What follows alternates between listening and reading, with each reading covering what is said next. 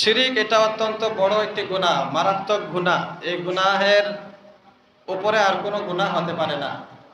হযরতে লুকমান আলাইহিস সালাম একজন আল্লাহওয়ালা বুজুর্গ ছিলেন। অনেকের মতে তিনি নবী ছিলেন, অনেকের মতে নবী না, তবে একজন বুজুর্গ ব্যক্তি ছিলেন। অতীতের জমানায় ওনার নাম ছিল লুকমান। তিনি তার ছেলেকে খুব সুন্দর সুন্দর নসিহত করতেন। তিনি তার ছেলেকে অনেক সময় অনেক নসিহত করতেন, আদর্শ শিক্ষা দিতেন। বাবা হিসেবে সন্তানের প্রতি তার যে দায়িত্ব ছিল পুঙ্খানুপুঙ্খানুভাবে তিনি সেটা আদায় করেছিলেন। ছেলেকে নির্দেশ দিতেন, সুন্দর সুন্দর নির্দেশ, উপদেশ দিতেন। তো এই উপদেশগুলো আল্লাহ তাআলার কাছে অনেক ভালো লাগতো, সুবহানাল্লাহ। যার কারণে আমাদের নবীর প্রতি আল্লাহ তাআলা কোরআন নাজিল করে এই লুকমান আলাইহিস সালামের নামে একটা সূরাই নাজিল করে দিয়েছেন, সুবহানাল্লাহ। সূরাতুল লুকমান, এটা হলো 21 নম্বর পারায় 10 নম্বর পৃষ্ঠা। হাফেজি কোরআন শরীফের 21 নম্বর পারায় 10 নম্বর পৃষ্ঠা একটা সূরা আছে। এই সূরার নাম হলো সূরা লুকমান। এই সূরা লুকমানের মধ্যে হযরত লুকমান আলাইহিস সালাম ওনার ছেলেকে যে নসিহতগুলো করেছেন সেগুলো আল্লাহ তাআলা তুলে ধরেছেন। সম্ভব হলে বাংলাতে এগুলোর অনুবাদ করবেন, পুরা সূরাটা ভালো করে অনুবাদ এবং ব্যাখ্যা বিশ্লেষণ। অনেকের ঘরে কোরআন শরীফের বাংলা থাকে, তাফসীর থাকে, এগুলো পড়ে নেবেন। তো এখানে যেই বিষয়টা আমরা আলোচনা করছি অর্থাৎ শিরকের বিষয়, এ বিষয়ে উনি ওনার সন্তানকে নসিহত করেছিলেন। আল্লাহ তাআলা সেটা তুলে ধরেছেন। আল্লাহ তাআলা আমাদের হাবিব সাল্লাল্লাহু আলাইহি ওয়াসাল্লামকে বলতেছেন, وَإِذْ قَالَ لُقْمَانُ لِابْنِهِ وَهُوَ يَعِظُهُ يَا بُنَيَّ لَا تُشْرِكْ بِاللَّهِ إِنَّ الشِّرْكَ لَظُلْمٌ عَظِيمٌ। সূরা লুকমানের 13 নম্বর আয়াত। আল্লাহ তাআলা বলেন, হে হাবিব, স্মরণ করেন সেই সময়ের কথা যখন হযরত লুকমান আলাইহিস সালাম তার ছেলেকে ওয়াজ করেছিলেন, ওহুয়া ইয়াইজুহু, নসিহত করেছিলেন, ওয়াজ করেছিলেন, উপদেশ দিয়েছিলেন। তিনি তার ছেলেকে বলেছিলেন, ইয়া বুনাইয়া, হে আমার প্রিয় পুত্র, ইয়া বুনাইয়া, হে আমার আদরের ছেলে, লা তুশরিক বিল্লাহ, আল্লাহর সাথে কাউকে শরীক করিও না। ইন্নাশ শিরকা লাযুলমুন আযীম, নিশ্চয় শিরক করা এটা বড় একটা জুলুম, বড় ধরনের জুলুম। এই শিরিক করাটা এটা বড় জুলুম। আমরা তো একে অপরের প্রতি জুলুম সাধারণত বুঝে থাকি, কিন্তু আল্লাহ তাআলার সাথে শরীক করা এটা সবচেয়ে বড় জুলুম। কথার কথা, আপনি মনে করেন আপনার স্ত্রী আপনাকে ভালোবাসে, আপনার মতো কাউকে ভালোবাসে না। এখন সে যদি একদিন বলে যে আমি স্বামী গো আপনাকে তো ভালোবাসি, পাশাপাশি আমার একজন খালাতো ভাই আছে বা ফুফাতো ভাই বা বয়ফ্রেন্ড আছে একজন, তাকেও একটু একটু ভালোবাসি, তাহলে আপনার কাছে কেমন লাগবে বিষয়টা? যে আমাকেও ভালোবাসে, আমার প্রতিও তার পরিপূর্ণ মহব্বত, সাথে সাথে আমার বিষয়ে বা আমার সাথে সমকক্ষ আরেকজনকে দাঁড় করাচ্ছে। তো এটা অনেক বড় একটা জুলুম, যে শিরিক, আল্লাহ তাআলার সাথে কাউকে শরীক করা। এই শিরিকের অপরাধ আল্লাহ তাআলার কাছে ক্ষমাযোগ্য নয়। হ্যাঁ, কেউ যদি একেবারে তাওবা করতে পারে এবং মৃত্যুর আগে সে আর এই শিরিক না করে, তাহলে আল্লাহ তাআলা তাকে ক্ষমা করে দিবেন। এছাড়া মজবুত তাওবা ছাড়া শিরিক ক্ষমা হওয়ার মতো নয়।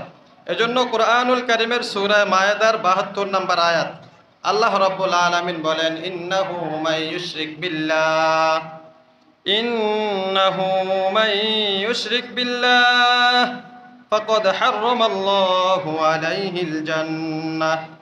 আল্লাহ রাব্বুল আলামিন বলেন, নিশ্চয়ই যে ব্যক্তি শিরিক করবে, মাইয়ুশরিক বিল্লাহ, আল্লাহর সাথে কাউকে শরীক সাব্যস্ত করবে, ফাকাদ হাররামাল্লাহ, আল্লাহ তাআলা হারাম করে দিয়েছেন, আলাইহি, তার জন্য, আল জান্নাতা, জান্নাতকে। যে শিরিক করবে আল্লাহ তাআলা তার জন্য জান্নাত হারাম করে দিয়েছেন। ওয়া মাওয়াহুন নার, আর তার ঠিকানা হলো জাহান্নাম। আল্লাহ তাআলা জান্নাত হারাম করেছেন, তো জান্নাত হারাম করলে ঠিকানা কোথায়? ঠিকানা হলো জাহান্নাম। ওয়া মা লিয-যালিমিনা মিন আনসার, হাবিব, আপনি এই ধরনের জালেমদের জন্য কোনো সাহায্যকারী পাবেন না। যারা শিরকে লিপ্ত ছিল এদের জন্য কোনো সুপারিশকারী আপনি পাবেন না। কেমন সুপারিশকারী? প্রিয় ভাই, আমরা আল্লাহর হাবিব সাল্লাল্লাহু আলাইহি ওয়াসাল্লামের উম্মত। শুধুমাত্র এতটুকুর বদৌলতে বহু পাপী দাপী নাফরমানকে আল্লাহ তাআলা ক্ষমা করে দিবেন। সুবহানাল্লাহ। বহু পাপী দাপী নাফরমানকে আল্লাহ তাআলা ক্ষমা করে দিবেন। বৈশিষ্ট্য কি? শেষ নবীর উম্মত। কিন্তু এই বৈশিষ্ট্যটা সবার জন্য নয়। শিরিক করলে সে এই খাতায় তার নাম থাকবে না। শর্ত হলো ঈমান নিয়ে মৃত্যুবরণ করতে হবে। হাদিসের মধ্যে আছে আল্লাহর হাবিব সাল্লাল্লাহু আলাইহি ওয়াসাল্লাম বলেন, লিকুল্লি নাবিয়্যিন দাওয়াতুন মুস্তাজাবা। প্রত্যেক নবীরই একটা বিশেষ অফার ছিল, বিশেষ দোয়া ছিল। আল্লাহ তাআলা বিশেষ একটা অফার দিয়েছেন প্রত্যেক নবীকে। সব নবীরা এই অফারটা নিয়ে নিয়েছে দুনিয়াতে, এই দোয়াটা তারা করে ফেলেছে। আর আমি মুহাম্মাদুর রাসূলুল্লাহ সাল্লাল্লাহু আলাইহি ওয়াসাল্লাম এই অফারটা দুনিয়াতে গ্রহণ করি নাই, বরং এই দোয়ার কবুল হওয়ার যেই অফার আল্লাহ তাআলা আমাকে দিয়েছেন, এটা আমি রেখে দিয়েছি আখিরাতের জন্য। সুবহানাল্লাহ। এই দোয়ার অফার যেটা, এটাকে বলা হয় শাফাআতে কুবরা। হাশরের ময়দানে যখন সবাই ইয়া নাফসি করবে, নবীরা পর্যন্ত বলবে ইয়া নাফসি। সব নবীরা পেরেশানিতে থাকবে, উম্মতেরাও পেরেশানিতে থাকবে। কেউ কাউকে সাহায্য করার মতো ক্ষমতা থাকবে না। আল্লাহ তাআলা তখন কহারের রূপ ধারণ করবেন। কহার মানে হলো প্রতাপশালী, ক্ষমতাশীল। বড় রাগান্বিত অবস্থায় আল্লাহ তাআলা থাকবেন। রাগ ভাঙ্গানোর মতো সাহস কারো হবে না। দৌড়ায় যাবে লোকেরা হযরত আদম আলাইহিস সালামের কাছে। আদম নবীর কাছে যাওয়ার পর বলবে, বাবা আপনি আমাদের আদি পিতা, আপনি আমাদের জন্য একটু সুপারিশ করুন, যেন আল্লাহ তাআলার রাগ গোসাটা আজকে একটু কমে যায়। আল্লাহ রাব্বুল আলামিন যেন আমাদের প্রতি রহম করেন, আমাদের জন্য যেন একটা ফয়সালা করে দেন, একটু সুপারিশ করেন। আদম আলাইহিস সালাম বলবেন, আমার দ্বারা সম্ভব না, তোমরা বরং নূহ আলাইহিস সালামের কাছে যাও। আল্লাহর হাবিব সাল্লাল্লাহু আলাইহি সাল্লাম বলেন, নূহ নবীর কাছে যাওয়ার পরে একই আবদার নিয়ে যাবে সবাই। নূহ নবীও একই কথা বলবেন, না আমার দ্বারা সম্ভব না, বরং তোমরা ইব্রাহিম আলাইহিস সালামের কাছে যাও, তিনি জাতির পিতা। ইব্রাহিম নবীর কাছে যাবেন। যাওয়ার পরে ইব্রাহিম আলাইহিস সালামও বলবেন, না আমার দ্বারা সম্ভব না, বরং তোমরা ঈসা রূহুল্লাহর কাছে যাও, মূসা আলাইহিস সালামের কাছে যাও। মূসা আলাইহিস সালামের কাছে যাওয়ার পরে দেখবে মূসা আলাইহিস সালামও আল্লাহ তাআলার আরশ ধরে কান্নাকাটি করতে থাকবে, বলবে, আয় আল্লাহ, আজকের এই দিনে আমি আমার মায়ের জন্য নাজাতের দোয়া করি না, আমার বোনের জন্য নাজাতের দোয়া করি না। মাবুদ ইয়া নাফসি, আজকের এই মহা বিপদ থেকে আপনি আমাকে উদ্ধার করেন। মূসা বলবেন, আমার কাছে সম্ভব না, ঈসা রূহুল্লাহর কাছে যাও। ঈসা আলাইহিস সালামের কাছে যাওয়ার পরে হযরতে ঈসা আলাইহিস সালাম যাওয়ার পরে দেখবেন যে ঈসা নবী আল্লাহ তাআলার আরশের খুঁটি ধরে কান্নাকাটি করতেছে আর বলতেছে, আল্লাহ লা লা আসআলুকা উম্মি মারিয়াম, ও আল্লাহ, আজকে আমি তোমার কাছে আমার মা মারিয়ামকে চাই না, আমি অন্য কাউকে চাই না। রব্বি ইয়া নাফসি, আয় আল্লাহ, আজকে এই বিপদ থেকে আমাকে উদ্ধার করেন। ঈসা নবীর কাছে যাওয়ার পরে ঈসা আলাইহিস সালাম বলবেন, যাও যাও, আমার দ্বারা সম্ভব না, তোমরা বরং সর্বশেষ নবী, সর্বশ্রেষ্ঠ নবী হযরত মুহাম্মাদুর রাসূলুল্লাহ সাল্লাল্লাহু আলাইহি ওয়াসাল্লামের কাছে যাও। সুবহানাল্লাহ। যাওয়ার পরে দেখবেন আজব অবস্থা, সব নবীরা কি বলল আর আল্লাহর হাবিব সাল্লাল্লাহু আলাইহি ওয়াসাল্লাম কি করছেন। আল্লাহর হাবিব সাল্লাল্লাহু আলাইহি ওয়াসাল্লাম সিজদায় পড়ে থাকবেন, ফরিয়াদ করতে থাকবেন, ইয়া উম্মতি আল্লাহুম্মা ইয়া উম্মতি, আয় আল্লাহ, আমার উম্মতকে রক্ষা করেন। সিজদা থেকে নবীজি একবার উঠবেন, আবার সিজদা দিবেন, লম্বা সিজদায় পড়ে উম্মতের জন্য কাঁদবেন। কিতাবের মধ্যে লিখে হাঁটু গেড়ে নবীজি বসে যাবেন, দুই হাঁটু মাটিতে লাগায়া, এভাবে আল্লাহ তাআলার দরবারে হাত উঠায়া বলবেন, আয় আল্লাহ, আজকে আমার উম্মতদেরকে রক্ষা করেন। মানুষজন যখন যাবে তখন নবীজি সাল্লাল্লাহু আলাইহি সাল্লাম আবার সিজদায় লুটিয়ে পড়বেন। সিজদায় লুটিয়ে পড়ে যখন কান্না শুরু করে দিবেন, নবীজি বলেন, ও আমার সাহাবীরা, তখন আমি এমন এমন কিছু বাক্য বলবো, আল্লাহ তাআলার প্রশংসা করতে পারবো, যেই বাক্যগুলো এখন আমি তোমাদেরকে বলবো না। তখন আল্লাহ তাআলা আমার কলবে এই কথাগুলো ঢেলে দিবেন। আমি এমনভাবে আল্লাহ তাআলার কাছে প্রার্থনা করব, যে প্রার্থনা, যে প্রশংসা ইতিপূর্বে আর কেউ কখনো করতে পারে নাই। নবীজি বলেন, যখন আমি আল্লাহ তাআলার প্রশংসা শুরু করে দেব, আল্লাহ তাআলার রহমতের সাগরে জোশ এসে যাবে, সাথে সাথে আল্লাহ তাআলা আমাকে বলবেন, সাল তুত। নবী, আপনি মাথা উঠান, আপনি চান, ইরফা রাসাক, মাথা উঠান, সাল তুত, আপনি আবেদন করেন, তুত, আপনাকে দেওয়া হবে, যেটা চান সেটাই মঞ্জুর করা হবে। সুবহানাল্লাহ। কারণ হলো একটা স্পেশাল অফার ছিল, আপনি সেটা গ্রহণ করেন নাই দুনিয়াতে, সেই অফারটা আজকে কাজে লাগানো যাবে। হাবিব, আপনি চান, আপনার উম্মতের জন্য কি চাওয়ার আছে আপনি চান। আল্লাহর হাবিব সাল্লাল্লাহু আলাইহি সাল্লাম বলবেন, আয় আল্লাহ, আমার একটাই চাওয়া, আমার অনেক গুনাহগার উম্মত জাহান্নামে পড়ে আছে, অনেক নাফরমান উম্মত জাহান্নামে পড়ে আছে, তাদের জন্য আপনার কাছে দরখাস্ত। আয় আল্লাহ, গুনাহ করতে করতে অনেক উম্মত অবস্থা, তাদের কলব জর্জরিত হয়ে গেছে, তাদের জন্য ফরিয়াদ। আল্লাহ রাব্বুল আলামিন বলবেন, হাবিব, আপনার চাওয়া অনুযায়ী আপনার সুপারিশ কবুল করা হলো। সুবহানাল্লাহ। তাহলে এটাকে বলা হয় শাফাআতে কুবরা। এই সুপারিশ কোনো নবীরাও করতে পারবে না। পরবর্তীতে আল্লাহ তাআলা সিরিয়াল অনুযায়ী সুপারিশের ধারা অব্যাহত রাখবেন। অনেক আল্লাহওয়ালা বুজুর্গ এবং নবীদেরকেও শেষে সুপারিশের ক্ষমতা, তাদেরকে অনুমতি দেওয়া হবে সুপারিশ করার জন্য, কিন্তু এই শাফাআতে কুবরা, এই অধিকার আর কাউকে দেওয়া হবে না। তো এখন আমাদের আলোচ্য বিষয় হলো, এই শাফাআতে কুবরা দ্বারাও আল্লাহ তাআলার কাছে যখন নবীজি সুপারিশ করবেন, তখনও অনেক উম্মত জাহান্নামে থেকে যাবে, তারা রেহাই পাবে না। তার কারণ হলো, ওই যে শিরিক করেছিল, বড় জুলুম করেছিল, যার কারণে তখন আর তারা উম্মতের খাতায় তাদের নাম থাকবে না। নবীজি হাউজে কাউসারে বসা থাকবেন। হাউজে কাউসার হলো নবীজির জন্য একটা বিশেষ মর্যাদার স্থান, একটা হাউস থাকবে, পানি থাকবে সেখানে। নবীজি বলেন, সেখানে অনেকগুলো গ্লাস থাকবে, কানুজুমিস সামা, আসমানের তারকার মতো অসংখ্য অগণিত গ্লাস আল্লাহ তাআলা সেখানে রেখে দিবেন। সুবহানাল্লাহ। উম্মত আমার কাছে আসবে আর আমি তাদেরকে স্বাগতম জানাবো। আমার উম্মতকে আমি নিজ হাতে সেখান থেকে গ্লাসে করে পানি পান করাবো। সুবহানাল্লাহ। কিন্তু কিছু উম্মতকে আমার কাছে আসতে দেওয়া হবে না। বলা হবে, ইয়া রাসূলুল্লাহ, এরা আপনার কাছে যাইতে পারবে না, কারণ আপনার রেখে যাওয়া ধর্মকে তারা পরবর্তীতে এলোমেলো করে ফেলেছে। ইয়া হাবিবাল্লাহ, আপনার ধর্মের উপরে তারা পরিপূর্ণ নাই, অর্থাৎ ধর্মের বিষয়ে তারা বাড়াবাড়ি করে ফেলেছে, শিরিক করে ফেলেছে, বড় জুলুম করে ফেলেছে, যার কারণে আজকে আপনার শাফাআতের কুবরার হকদার তারা হবে না, এবং আপনার হাতে হাউজে কাউসারের পানিও তারা পান করতে পারবে না। তাহলে বুঝলাম যে যদিও মুসলিম দাবি করি, কিন্তু শিরিক করার কারণে, শিরিকের অপরাধে সেদিন আল্লাহর হাবিব সাল্লাল্লাহু আলাইহি সাল্লামের এত বড় সুপারিশের হকদার আমরা হতে পারবো না। তাহলে শিরিকটা কি যেমন তেমন গুনাহ, নাকি সবচেয়ে বড় গুনাহ? সবচাইতে বড় গুনাহ, শিরিক করা যাবে না। এজন্য আল্লাহ তাআলা বলেছেন, মা ইউশরিক বিল্লাহ ফাকাদ হারামাল্লাহ, যে আল্লাহ তাআলার সাথে শিরিক করবে, আল্লাহ তাআলা তার জন্য হারাম করে দিয়েছেন জান্নাত, ওয়া মাওয়াহুন নার, আর তার ঠিকানা আল্লাহ তাআলা করে দিয়েছেন জাহান্নাম।